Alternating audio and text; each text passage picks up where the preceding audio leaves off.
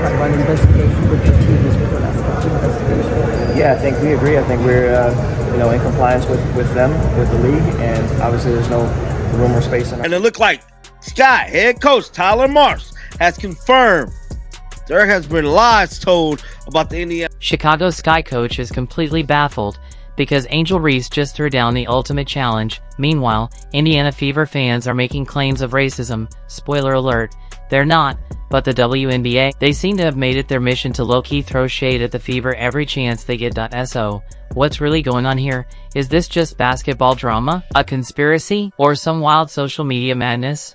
Buckle up, you're about to find out. Yeah, obviously there's no place in this league for that. I think the WNBA, our team and our organization has done a great job supporting me. I've had communication from everyone, from so many people across this league, and being able to support me and going through this whole process. Obviously, it could happen to me, it could happen to anyone, and I think they've done a great job supporting us in this.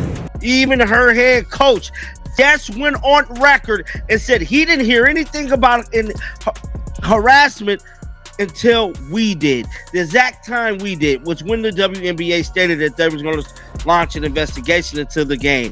Now, if that is your head coach, he should have been the first person directed to know if there was hate speech or racist slurs said towards. The WNBA circus has rolled into town, and guess who's front and center, juggling outrage like a seasoned ringmaster? That's right, Angel Reese, the self-appointed star of the show. This time, she's pulled out her trusty victim goggles and dramatically pointed the finger at Indiana Fever fans, accusing them of being the new face of American villainy. Yep, you heard that right, those diehard, mostly harmless Fever fans?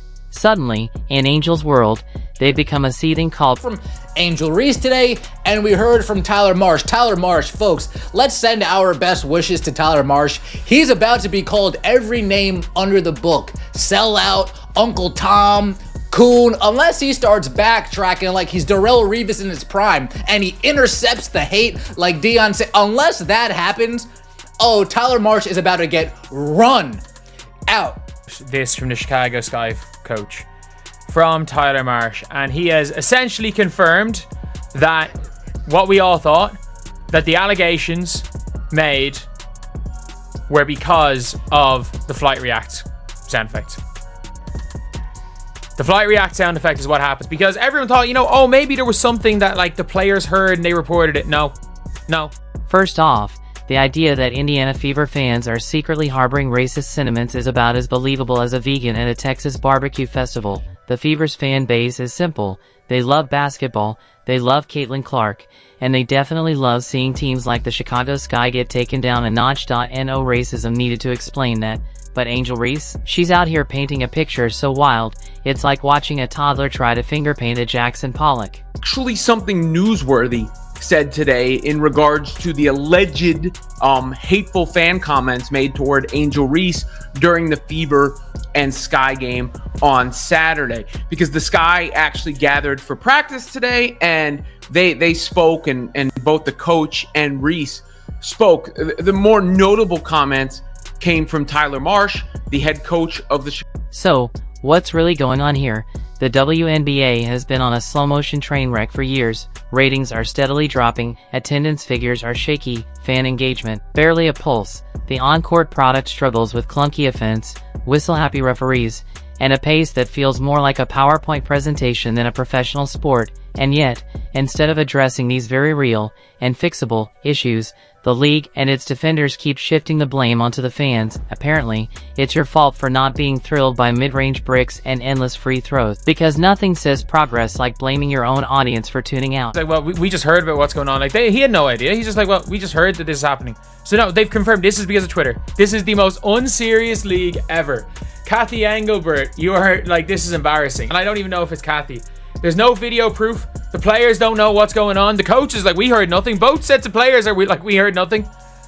And it's a social media account that has now deleted their account.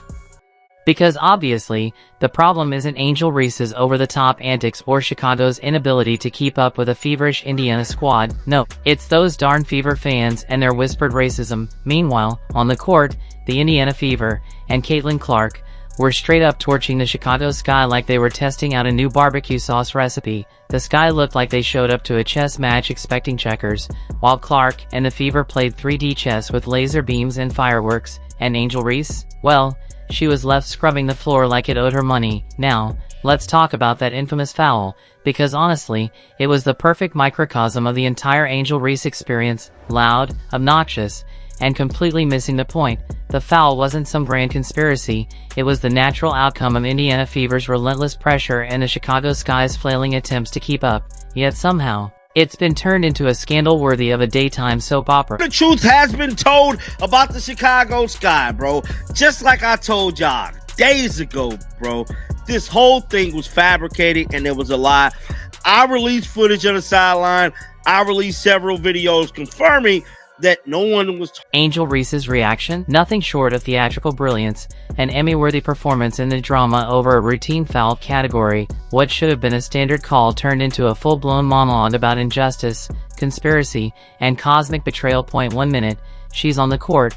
The next, she's channeling Shakespeare, raging against the heavens like the basketball gods themselves had descended from the rafters just to ruin her day. Never mind that fouls happen constantly. Never mind that the call was pretty standard by WNBA norms. No, to Angel, this was personal, an orchestrated attack, a moment of divine sabotage meant to crush her spirit and silence her greatness. Meanwhile, back in reality, the Indiana Fever were doing something wild.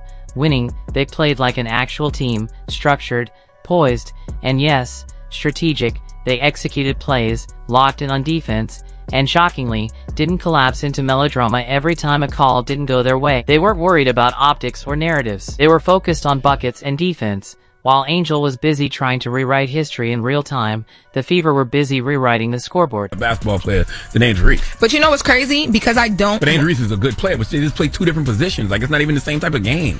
But there's always a conversation about, y'all don't see that? About who's better out of the two ladies, Caitlyn or Angel Reese? I always thought... I don't see that conversation anymore.